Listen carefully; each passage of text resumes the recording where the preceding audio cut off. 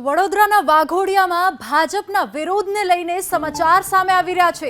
વાઘોડિયામાં ભાજપના બેનરો ફાડવામાં આવ્યા છે। અલવા, ગુલાબપુરા, નર્મદપુરા, આમોદર, પીપરિયા અને કમલાપુરા ગામોમાં 8 ઉપરાંત બેનરો ફાડવામાં આવ્યા। રાત્રિ દરમિયાન 5 જેટલા બાઇક પર આવેલા યુવકોએ બેનરો ફાડ્યા છે। ભાજપના કાર્યકરો ધવારા વાઘોડિયા પોલીસમાં લેખિત રજૂઆત કરવા માટે પહોંચ્યા। સીસીટીવી ફૂટેજના આધારે 5 યુવકોની પોલીસે પૂછપરછ પણ કરી છે।